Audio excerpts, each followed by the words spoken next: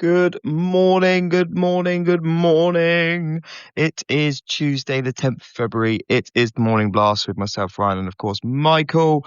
We give you a candid version of events for what's happened yesterday in markets, what to look forward to today, etc., etc. And also, we have a ramble about a specific topic or two. Usual caveats apply. Nothing discussed is your investment advice, usual caveats regarding trigger words, etc., etc. This is expletive filled usually, so please put your fingers in your ears if you're not one for swear words like cunt, fuck, or bugger. Michael, how are you? Yeah, very good morning to you, Ryan. Good morning, everyone. How the fuck is it only Tuesday? What a year Do you know yesterday was. I was talking. I can't even remember who I was talking to yesterday, but I was saying to someone at the end of yesterday, what a fucking week it's been already. And that person thought tomorrow was Wednesday as well. So as in today, and we were all over the shop. Yeah, what a week to start off with. But the thing is, for me, it wasn't even markets wise. It was fucking admin. But anyway, While you try and sort your life out, which, let's be honest, you're not going to do in a day and probably not in a week. But mate, some of us had to focus on the day job. I've been trying to do it for 42 years. It's still not. I'm still nowhere near. Right. Speaking of people that need to sort their lives out, Clive Lambert and a market update from Futures Techs. Well, actually, given where he is this morning, which is some industrial backwater in Germany, I think his life has gone slightly wrong. Utility companies, isn't it? That's his bit. He's a big player in the utility company industry, in the funds and stuff. No, jokes aside, he is. If technical analysis on like European gas and carbon markets is your thing, or you just like trading them full stop, you definitely should be looking into Clive, because the big boys do. Don't look too deep. Well, don't look too deep. Don't want to scrape under that surface. Right. I've just seen he's listening, actually. Good morning, Clive. Before he no, he can't WhatsApp. He's got no WhatsApp at the moment, has he? That's great. Oh, perfect. Right. Anyway. Poked it, Clive. Right, and anyway, an update from Clive. So relative oasis of calm descended on things yesterday. S&P hit 7,000 once more, new all-time high at 7,043. Eurostoxx 50 futures eyeing an all-time high at 6,086.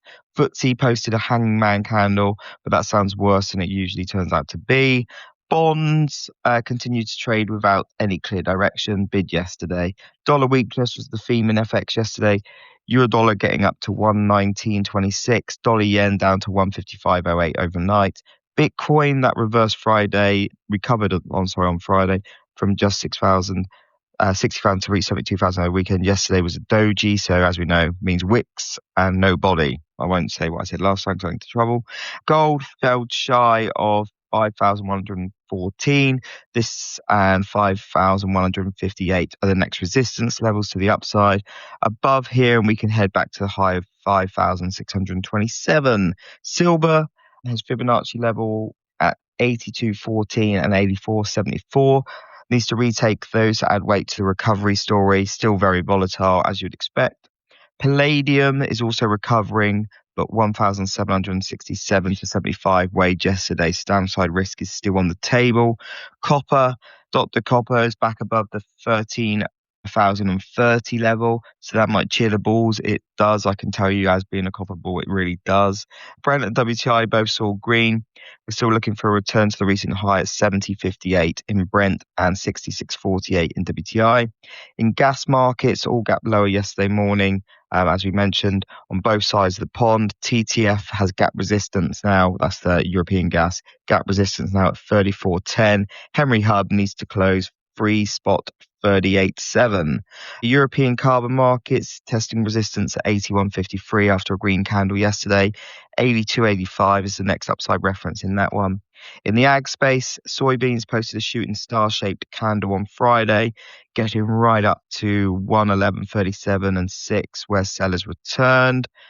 So some signs on the upside, rejection after some solid gains earlier in the week. But we didn't really follow through with any selling yesterday, and Marabou's support there is at 11100. So, 1100. 1100. So nothing to worry about there. Thank you very much for that, Clive. Hopefully that's helped some people out. Michael, what happened in the real world? Good stuff. Thank you, Clive. Thank you, Ryan. Should we start with the UK? Get that shit show out the way first of all. Why not? It was quite a day in Westminster yesterday. I think we were quite prescient with our discussion on the political shambles yesterday morning, and it descended into even more of a shambolic affair as the day went on. Around about 10:30 yesterday morning, the Prime Minister, who, of course, lost his Chief of Staff, Morgan McSweeney, over the weekend, then lost his Director of Communications, a chap called Tim Allen, who also resigned. As one wag pointed out to me yesterday, did he even have one, given the rather dire state of communications? Anyway, that, of course, piling pressure on the Prime Minister, because you're basically running out of people to throw under the bus at this point over the whole Mandelson affair. And things then came to a bit of a crescendo kind of early afternoon when the leader of the Scottish Labour Party, a chap called Anas Sarwar, he held a press conference calling for Keir Starmer to resign and for a change in leadership in Downing Street. That was kind of the moment of maximum danger. Just on that, as rings true for the SNP and also Scottish Labour, countless times, both members of both parties just seem incapable of kind of looking themselves in the mirror and having some self-respect when it comes to stuff like this. This same guy, leader of the Scottish Party, there's been many tweets that he's now deleted, him with his arms around Mandelson saying they go way back, best mates and all stuff like this. But yeah, you do you, mate. You do you. He's also clearly utterly shit at trying to organise some sort of rebellion, because sadly, as a UK-based market strategist, we've had quite a lot of experience with this thing over the last decade or so. And what typically happens is one man goes over the top first and calls for the leader to resign, and then at a relatively regular cadence after that, other senior figures within the party do the same thing, be they cabinet ministers, other various ministers or other senior officials.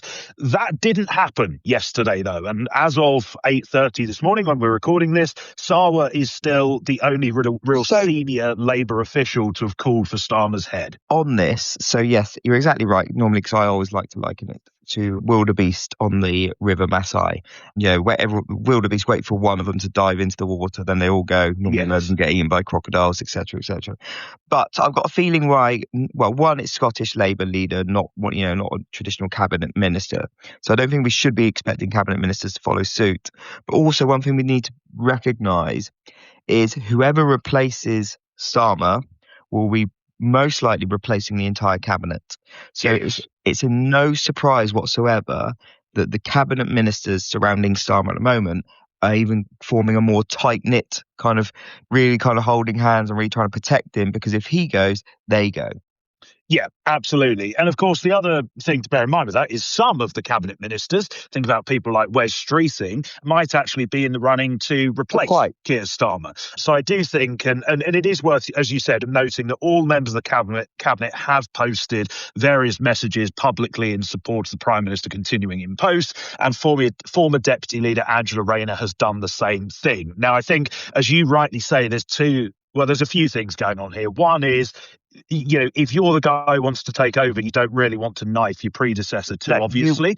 You want to be put forward by people. Exactly that. The second is that, we have been working on the assumption, and Westminster has been working on the assumption, that there will be a leadership challenge, most likely in late spring, early summer. All of the leadership contenders are going to be working on that assumption as well. However, this is now happening a lot sooner than they had thought. So actually their kind of campaign mechanisms, even their websites, all of this kind of thing, all of the merchandise that they need to have in order to run a campaign, frankly, just isn't ready. So again, if you're wanting to run for Labour leader or leader of anything, there's no point doing it until you have all of your own ducks in a row before you then seek to move on the guy who's currently in charge. So I think it was one of those days where we come to the end of it and you kind of go, well, that was a hell of a day to end up basically back where we started, certainly in the case of the pound and in the case of gilts. I think it's undeniable that Starmer's position has been considerably weakened by what's gone on, if only for the reason that there is no one else left to sort of throw to to the slaughter. He's lost his chief of staff, he's lost his director of communications. There's talk this morning that the cabinet secretary is going to be shuffled out as well. We're now at the point where if anything else comes out, it is Starmer who has to carry the can. However, I think we're also at the point where it's still the case that the Gorton and Denton by-election on the 26th of Feb and then the local elections on the 7th of May are still the kind of two key dates for the diary and the two sort of most dangerous potential moments that are on the horizon now.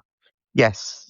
But without trying to turn this into another UK politics show, anything else happened today, or should we crack on with the topic? Well, no, we do. I do have a few other bits and bobs to mention, which I'll just rattle off relatively quickly. We'll continue to monitor what's going on in Westminster because that isn't going away anytime soon. On the trade front yesterday, though, Politico did report that President Trump and President Xi, they are reportedly set to meet in the first week of April. This, of course, will be part of President Trump's trip to Beijing that he's been talking about for quite some time now. And according to these sources that Politico cited, that could be the first of as many as 4 leader level this year. I can't even begin to imagine how utterly tedious that is going to become as 2026 wears on. Also on the trade front, there were reports via the FT yesterday that the US, who are of course planning a whole host of tariffs on chips at some stage in the future, computer chips of course, not the PCBs, they are reportedly looking at potentially carving out some of the big tech companies from those tariffs, including the likes of Amazon, Alphabet and Microsoft. These tariff carve-outs, this sounds incredibly complicated, but they would be in some way tied to the investment commitments that have been made by TSMC, who are obviously building a massive plant in Arizona at this moment in time. So something to keep a bit of an eye on there. Just a couple of other news lines from yesterday because there was no notable data releases. The first, we did hear from NEC director Kevin Hassett yesterday. He said that we should expect slightly lower jobs numbers going forwards due to the changing composition of the labour force, and that lower jobs numbers shouldn't trigger panic. As I said on the desk yesterday, whatever your NFP guess was going to be, take 20 to 30,000 off of it because he's clearly priming the market for a soft print there. And last but by no means least, the Bank of France Governor Francois Villeroy, he is going to step down on the 1st of June. The reason I bring this up is because of not only France is the Eurozone's second largest economy, but Villeroy is one of, if not the most dovish members on the governing council. So it'll be interesting to see, firstly, who Macron replaces him with, and secondly, whether they adopt a similarly dovish view in terms of the rate path going forwards. Villeroy will leave on the 1st of July, I believe it is. So still a little bit of time to get that one sorted out. Nice one. Is that it for you for now?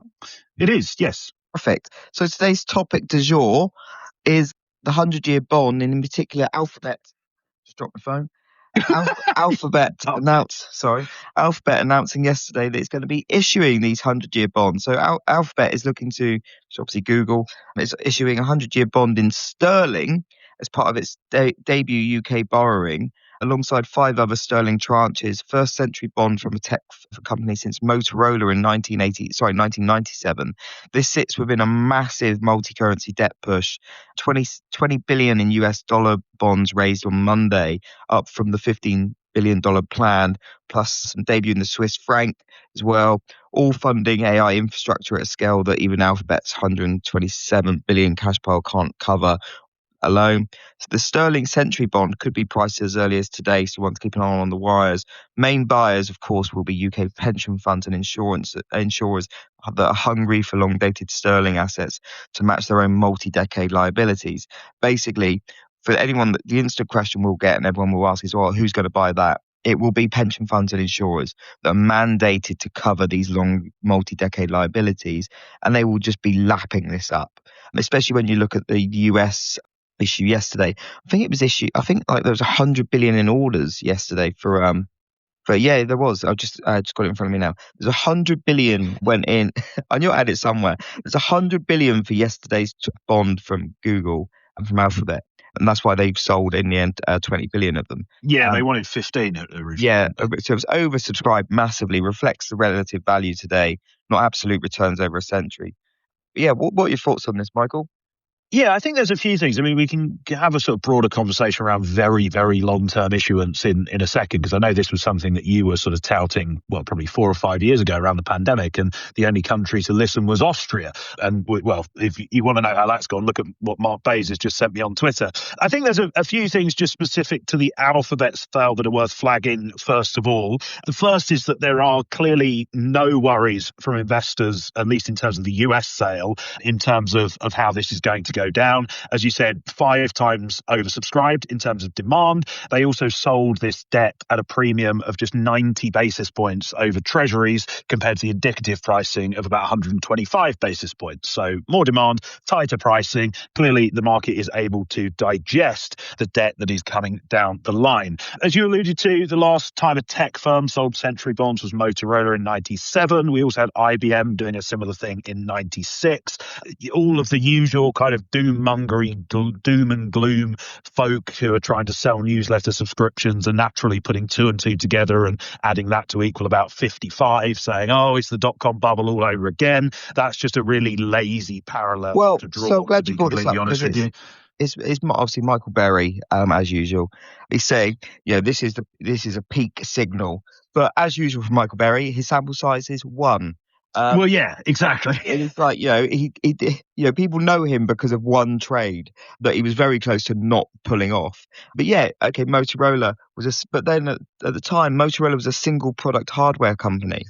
Just remember, when we talk about tech, Motorola was just literally just a hardware company at the time. Alphabet, 127 billion in cash, 80 billion plus in quarterly ad revenue, and 185 billion annual capex on unproven AI returns is the legitimate concern. But to compare Alphabet now with Motorola then is utterly ridiculous.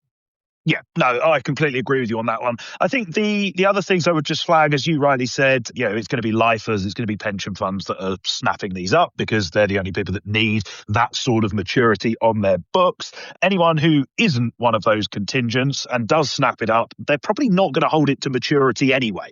So all of these people who are, again, another one that's been doing the rounds is, will Alphabet be around in 100 years' time? Doesn't matter. A chart last night, something along the lines of no one that was in the Dow 100 years ago is still in it. Doesn't matter. It doesn't matter. There's people are going to trade in and out of these over the next 100 years. And also, Alphabet could pay them back. They could redeem it. They could roll it into something else. Exactly. Use your fucking head, guys. Exactly what I was going to say. Most of these century bonds include call provisions letting the issuer repay early anyway. And also, like these people that are buying them, the insurers, the pension funds, they're thinking on they'll be rolling them out. This is ridiculous to kind of say. It's not like you buy and hold for the 400 years. Get a grip, guys. Yeah, absolutely. The other point I did want to make, and this sort of brings on something a little bit broader, and I said this is a bit of a joke to you and Tom Wiseman and on Twitter, but I think there is a serious conversation to be had as to whether we see corporate issuance almost crowding out government bonds. You think about, for example, Alphabet doing a bond sale. We had Amazon doing a bond sale recently. Apple may well do something at some stage in the future. Are we getting to a point where actually investors would rather be holding the debt of these blue chip discretionary investors who don't have a specific mandate to hold government debt? Would they rather hold a 50-year gilt or a 50-year Alphabet bond? Well, given the state of the UK economy, I think I know the answer to that question. I'll answer your question. Yes, absolutely. They are quasi-sovereigns. And in actual fact, we spoke about this 1 or 2 weeks ago, completely unrelated to the bond side of it. But we were suggesting, I think it was on CapEx. Oh, it was in terms of their CapEx. Yeah, and CapEx being like, you could liken to CapEx to QE because of the size of them. And this is perfectly representative now with a 100-year bond, because companies like Alphabet, they are treated by investors as quasi-sovereign. Cash flows, they exceed most developed nations. Borrowing in multiple currencies, dollar, sterling, like a government, AA plus credit rating puts it above most countries. Yeah. And tech companies have gone from being net savers hitting on cash mountains to being biggest borrowers in corporate bond markets. So basically acting more and more like nation states, sovereign states. I mean, Morgan Stanley thinks the hyperscalers could borrow 400 billion this year, and that's more than many countries' entire national debt. Well, I think the UK issuance is 300 yards, isn't it? Something like that, 350, something like that. But yeah, no, absolutely. It is becoming, these big companies are being treated like, sovereign nations and Wayland Industries and all that stuff. So how long until they own their own countries and continents? I'm going a bit far here because I like a bit of private there. Yeah, you have gone slightly to extremes there, but it is a good point. And the fact that a blue chip corporate can sell debt at such a tight spread over benchmark paper speaks it all. And the fact that they have such huge demand for this that they could have sold it 5 times over. I think that really says everything you need to know, to be honest. Yeah, just one thing to note, obviously, as Basie's also pointed out on hi Basie on Twitter. Obviously, we did have a spell of 100-year bonds being offered by countries, etc., around 2000 and whatnot, when interest rates were zero. That's fair play to them. If interest rates are near zero or even negative in some instances, why wouldn't you issue 100-year bonds? I said it during COVID that the UK should just wrap up a zero coupon perpetual bond, and people would have bought it. And it would have funded everything for no cost. That's what they should have done, but no one listens to old Ryan, apart from Michael when I ask him for a beer. But in terms of what's happened to the Austria, so if you had been on the other side, so if you'd have been a taker of these bonds, you look at the Austrian 2020 century bond, that's trading, well, I've got 36, it's a 0.85 coupon, and I've got it trading around 36 cents on the euro. Wellcome Trust in the UK, they did a century bond. I'm seeing that, I might be out here, about 45 pence on the pound. But just a bit of a track record. Obviously, we had Argentinian government issued a 7.125 coupon 1 year after emerging from default. They issued that in 2017. That collapsed below 40 straight away. Obviously, because it was Argentina. Well, yeah. So when we say that there's always people mandated, I'm not quite sure why anyone was mandated to buy the Argentinian 100-year bond, because that sounds incredibly reckless. What I did like, and this is one of the first of like modern companies and whatnot, was the Disney 100-year bond in 1993. Tell me what the nickname of that bond is. I don't know. I didn't know they did one. There we go. No, have a guess. Come on, think. Oh, I don't know. Is it the Walt or something? No, the Sleeping Beauty. Oh, gosh. I thought that was quite good. Come on. Shame it's not Snow White. You could have been one of the 7 dwarves. Oh, I nearly said something really bad. That's a really cheap shot. I said something really bad. I nearly said something really bad about what my dwarf name would be, but let's move on to the day ahead. Quick. Yes, so there you go. So question is, so to answer your questions, is Barry right to say this is peak signal? Absolutely not. He might turn out to be right, but his analogy is shit. Who will buy it? Well, there's plenty of people that are mandated and would love to snap it up because it locks them in on some duration.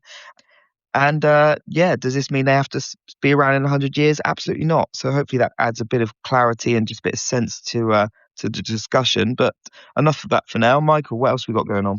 Yeah, fingers crossed that helps a few people out. In terms of today, then, not a lot, to be honest with you. The European docket is completely and utterly barren. The only notable data release, in fact, comes at 1:30 this afternoon from the United States. So this explains your lunch with Dickie today, then. Okay.